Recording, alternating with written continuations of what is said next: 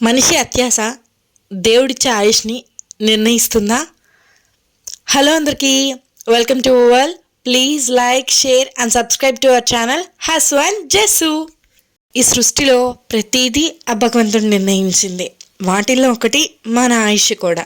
మన ఆయుష్ని నిర్ణయించిన ఆ భగవంతుడి నిర్ణయాన్నే అత్యాశతో మనం మార్చేద్దాం అనుకుంటే ఎలా ఉంటుందో ఈ వీడియో ఎండ్ వరకు చూడండి, మీకే అర్థమవుతుంది. ఒకరోజు దేవుడు ప్రత్యక్షమై కుక్కతో ఇలా అన్నాడు, నీకు 20 సంవత్సరాల ఆయుష్ ఇస్తాను, నీవు ఆ జీవితాంతం ఇళ్ళ కాపలా కాస్తూ మురుగుతూ దొంగల నుండి యజమానిని కాపాడుతూ బ్రతుకుతూ ఉండు అంటాడు.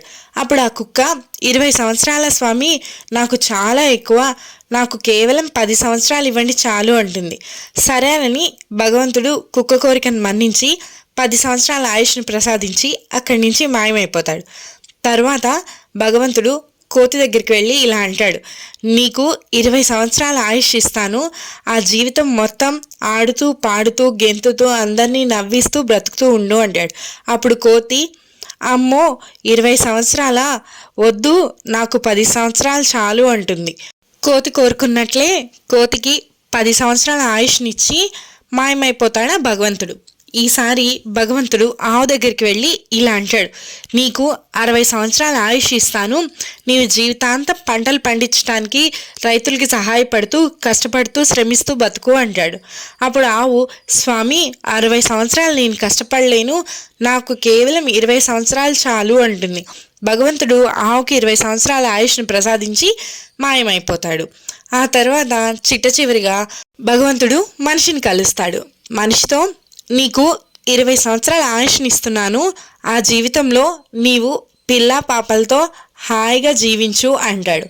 అప్పుడు మనిషి వెంటనే, 20 సంవత్సరాలు ఏం సరిపోతాయి స్వామి, మీరు చెప్పినట్టు హాయిగా గడపాలంటే నాకు కుక్క దగ్గర మిగిలిన 10 సంవత్సరాలు, ఇంకా కోతి దగ్గర మిగిలిన 10 సంవత్సరాలు, ఇంకా ఆవు దగ్గర మిగిలిన 40 సంవత్సరాలు కూడా నాకే ఇచ్చేస్తే ఎంచక్కా పిల్ల పాపలతో హాయిగా గడిపేస్తాను అంటాడు. భగవంతుడు నవ్వుకుని, నీ కర్మ అనుకుని మనిషి అడిగిన ఆయుష్ని ప్రసాదించి అక్కడి నుంచి మాయమైపోతాడు. ఇక్కడ కుక్క, కోతి, ఆవు వాటికి ప్రసాదించిన జీవితాన్ని హాయిగా జీవిస్తున్నాయి. కానీ మనిషి మాత్రం అత్యాశకి పోయాడు. కాబట్టి భగవంతుడు తనకు ప్రసాదించిన 20 సంవత్సరాలు మాత్రమే హాయిగా ఏ కష్టాలు లేకుండా జీవిస్తున్నాడు, అంటే బాల్యదశ. ఆవు దగ్గర తెచ్చుకున్న 40 సంవత్సరాలు ఆఫీసులు, ఉద్యోగాలు, వ్యాపారాలు అంటూ గొడ్డు చాకిరీ చేస్తూ క్షణం కూడా తీరిక లేకుండా నానా కష్టాలు పడుతూ ఇబ్బందులు పడుతున్నాడు. కోతి దగ్గర తెచ్చుకున్న 10 సంవత్సరాల్లో మనవళ్ళు మనవరాల్ని ఆడిస్తూ వాళ్ళతో ఆడుతూ పాడుతూ నవ్విస్తూ గడిపేస్తున్నారు. కుక్క దగ్గర తెచ్చుకున్న 10 సంవత్సరాల్లో వృద్ధాప్యంలో ఎక్కడికి పోలేక వాకిట్లోనే కూర్చుని వచ్చే వాళ్ళని పోయే వాళ్ళని చూస్తూ అలా కాలం గడిపేస్తున్నారు. అందుకే అంటారు, దేవుడిచ్చిన దాంట్లోనే సంతృప్తి పడాలి అని, లేదంటే ఇలాగే ఇబ్బందులు పడాల్సి వస్తుంది అని చెప్పడమే నా ఈ చిన్న ప్రయత్నం.